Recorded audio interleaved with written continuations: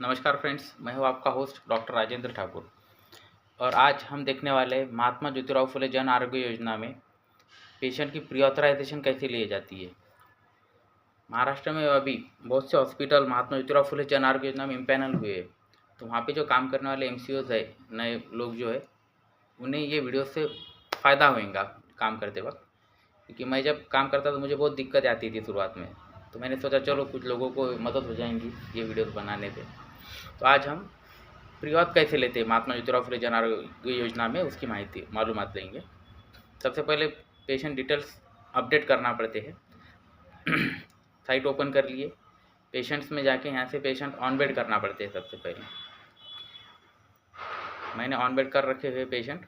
यहाँ से फिर आरोग्य मित्र जो पेशेंट रजिस्टर करता है, तो register to registered cases view में दिखते हैं पेशेंट्स में जाके। तो यहाँ पे वो पेशेंट है जिसकी हमें प्री ऑथ लेना है आज। ये पेशेंट है, ये उसका पेशेंट नंबर। यहाँ से हम क्लिक करेंगे, पेशेंट को ओपन कर लेंगे साइट। अब हमें पेशेंट को आरोग्य मित्र ने जो पेशेंट रजिस्टर किया हुआ उसे इन करना है। तो यहाँ पे हम पेशेंट के कंप्लेंट्स डालेंगे। अब ये डायलिसिस की केस है करके उसे कंप्लेंट्स रहेंगे, जो भी कंप्लेंट्स है पेशेंट का। फेलिंग ऑन बॉडी, वो इन्वेस्टिगेशंस जो भी हमने करे, सीबीसी के एफटी एलएफटी डायलिसिस का पेशेंट है, इसलिए कैटेगरी चूज़ करना होगी हमें। यहाँ पे नेफ्रोलॉजी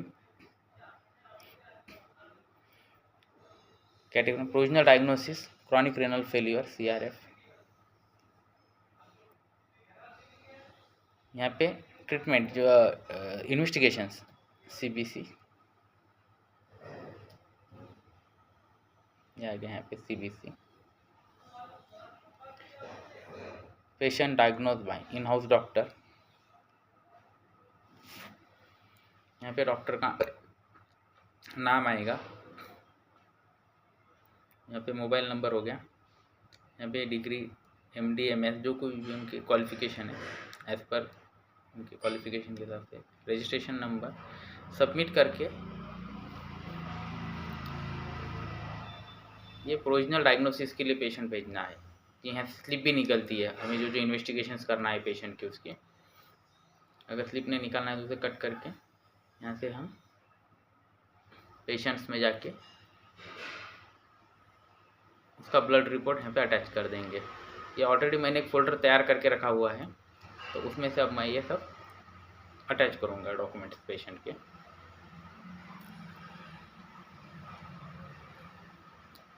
ये उनका ब्लड रिपोर्ट। यहाँ पे हमें रजिस्ट्रेशन नंबर डालना पड़ता है पेशेंट का, इसलिए हम रजिस्ट्रेशन नंबर देख लेंगे 18,141।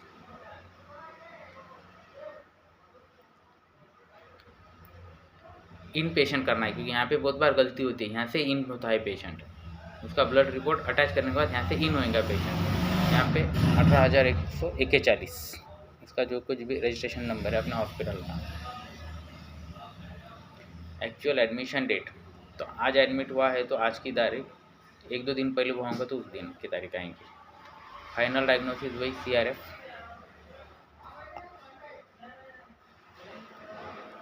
लाइन ऑफ ट्रीटमेंट हेमोडायलिसिस, और यहाँ पे इसे सबमिट कर देना है।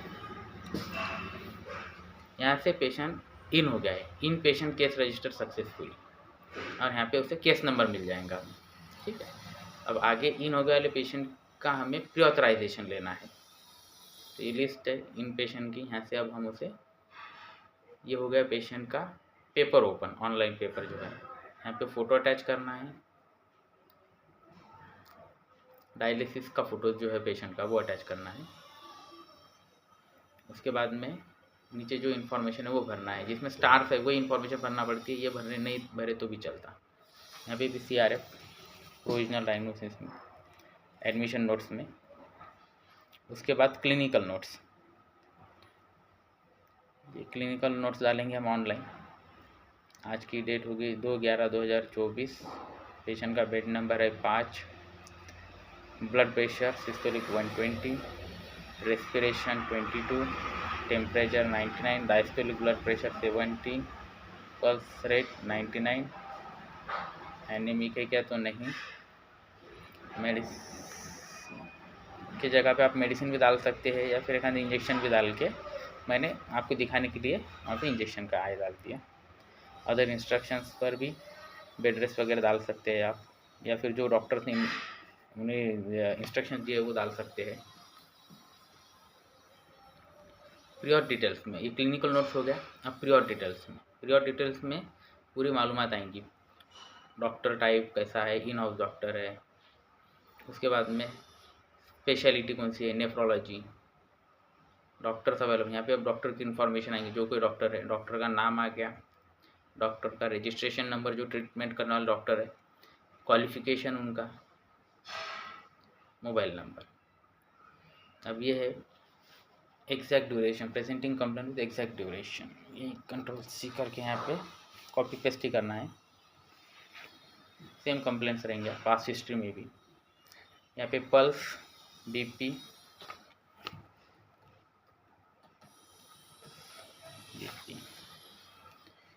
Routine investigation, CBC, special investigation, dialysis का पेशेंट है इसलिए KFT, LFT. As per diagnosis ये चेंज होंगे, special investigation. Final diagnosis CRF, dialysis का है इसलिए।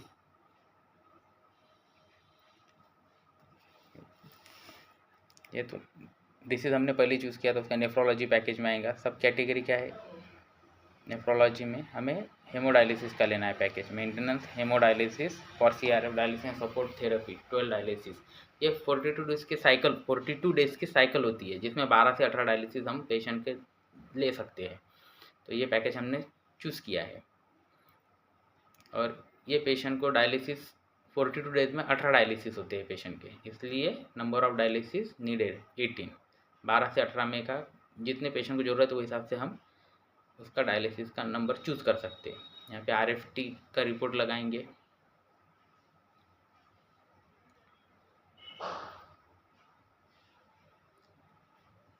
उसके बाद यहाँ पे सीरम प्रोटीन डायलिसिस के पेशेंट का,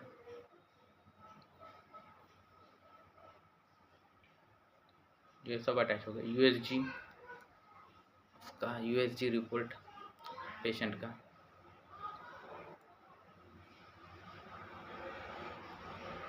treating doctors remarks, bed rest. यहाँ पे पैकेज आ जाएगा उसका, 42 दिन की साइकिल, ये अमाउंट है उसकी, क्लिनिकल नोट्स वगैरह यहाँ पे इंफॉर्मेशन आएंगी उसकी। प्रोपोज सर्जरी डेट, आज की डेट, डिस्चार्ज डेट 42 डेज के बाद में की डिस्चार्ज डेट लेना होगी हमें, अप्रोक्सीमेटली ले सकते हैं। ईटीआई नहीं लिया है इसमें करके ईटीआई का नो ही रहेगा। बिलिंग हेड कौन है, तो उनका नाम आएगा यहाँ पे, डेट आएंगी।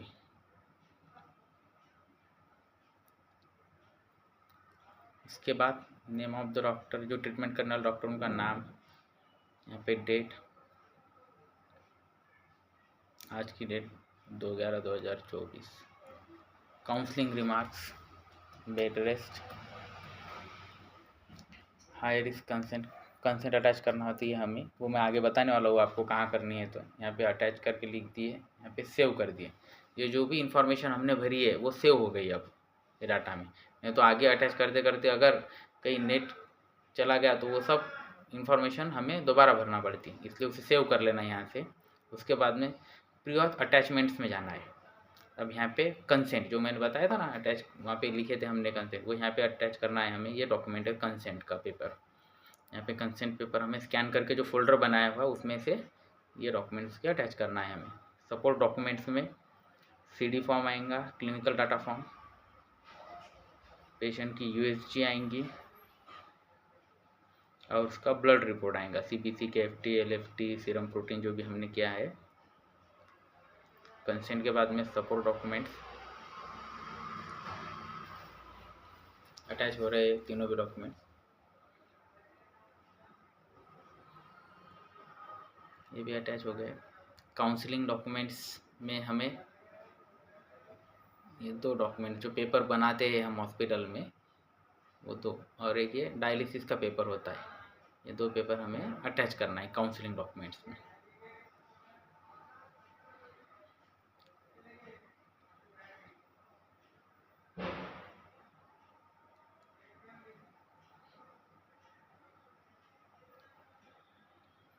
इसके बाद हमें यहाँ से pre auth clinical photo attach करना है।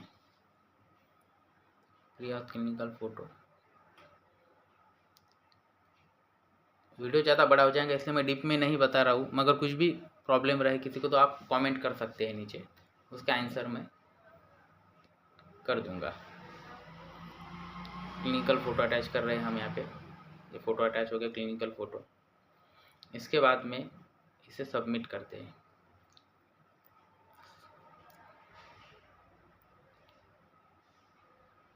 ये आ गया प्री ऑथ अपडेटेड, ये हो गई हमारी प्री ऑथ अपडेट। अब इसके लिए इसका प्रिंट भी मैं बताऊंगा कहाँ से निकालेंगे। यहाँ से केसेस में सीधा सर्च करना है, जो भी प्री ऑथ अपडेट होती है वो यहाँ पे दिखती है। यहाँ से इसे यहाँ पे क्लिक करना है, ये आ गई प्री ऑथ। यहाँ से हम प्रिंट कर सकते हैं उसे और डॉक्यूमेंट निकाल के उस पर पेशेंट के फ़ोटो, एमसीएस के फ़ोटो, ट्रीटिंग डॉक्टर्स के फ़ोटो और आरोग्य मित्र, सॉरी फ़ोटोज़ नहीं, साइन, पेशेंट का नाम और साइन आ गया, आरोग्य मित्र का नाम और साइन आएगा यहाँ पे। उसके बाद में यहाँ पे ट्रीटिंग डॉक्टर, एमसीओज, इनके साइन लेकर हमें इसे स्कैन करके इसे अटैच करना होता है केस ओपन कर लेने की। डबल प्री ऑथ में जाएंगे हम,